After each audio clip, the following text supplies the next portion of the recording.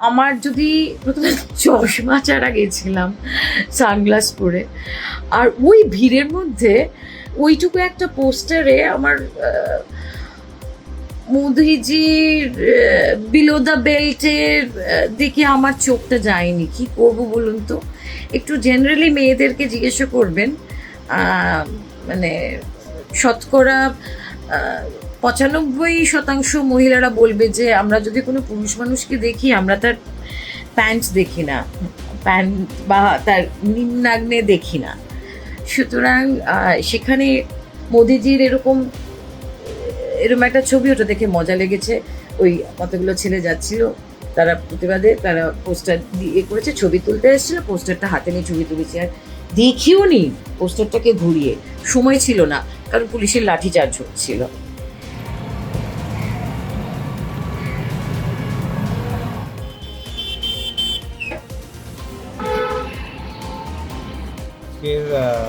কার্যক্রম বলতে গত 24শে জুলাই আমরা দেখতে পেলাম বামপন্থীদের ব্যানারে শিয়ালদা থেকে ধর্মতলা পর্যন্ত একটা মিছিল বের হয়।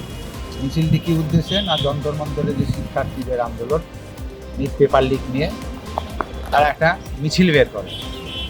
কিন্তু আমরা সেখানে দেখলাম মিছিলে স্টুডেন্টদের পরিবর্তে জামাতি, বামাতি এবং রাষ্ট্রবিরোধীরা সেই মিছিলে সামিল হয়েছিল। এবং সেই মিছিলের মধ্যে সামিল হয়েছেন আমাদের বাংলার টলিউডের এক অভিনেত্রী শ্রীলেখা মিত্র। তিনি এক কুরুচিকর পোস্ট বলুন, ছবি বলুন, বিকৃত মানসিকতার একটি ছবি তিনি তুলে ধরেন এবং পোস্ট করেন, যেটা আমরা যারা রাষ্ট্রবাদী ভারতীয় জনতা পার্টির সৈনিক তারা মনে করি এটা রাষ্ট্রবাদীর বিরুদ্ধে একটি যুদ্ধ ঘোষণার সামিল। এবং আমাদের মাননীয় যশস্বী প্রধানমন্ত্রীর বিরুদ্ধে যে অবমাননাকর এবং কুরুচিকর পোস্ট করেছেন, তাতে আমাদের যারা রাষ্ট্রবাদী রয়েছি এবং ভারতীয় জনতা পার্টির যারা সৈনিক রয়েছি তারা প্রচণ্ড আঘাতপ্রাপ্ত এবং মর্মাহত হয়েছি।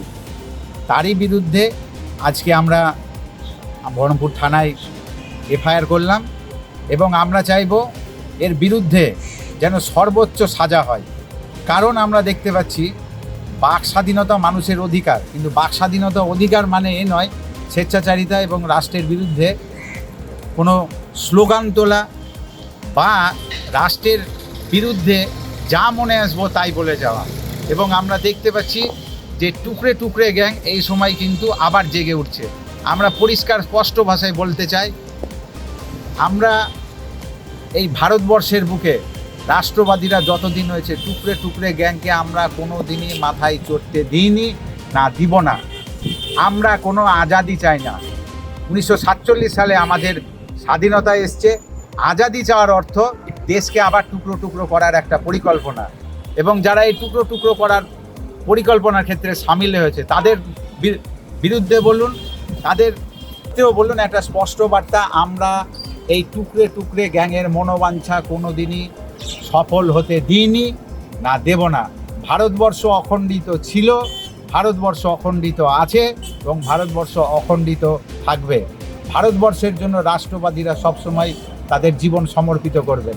গতকাল আমরা দেখলাম তিনি নাকি বলছেন চোখে গগলস পরেছিলেন, তাহলে তিনি কি অন্ধ?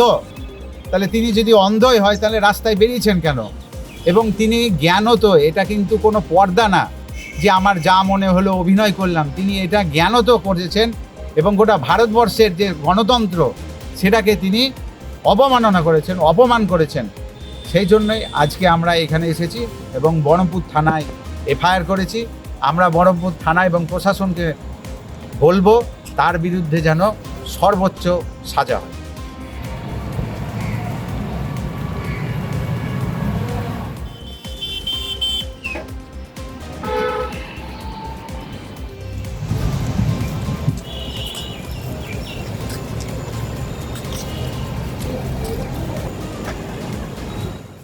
আমাদের ভিডিও ভালো লাগলে লাইক এবং শেয়ার করুন। কমেন্ট সেকশনে গিয়ে জানান আপনাদের মতামত। আরও ভিডিও পেতে আমাদের চ্যানেল সাবস্ক্রাইব করুন এবং প্রতি মুহূর্তে খবরের আপডেট পেতে প্রেস করুন বেল আইকন।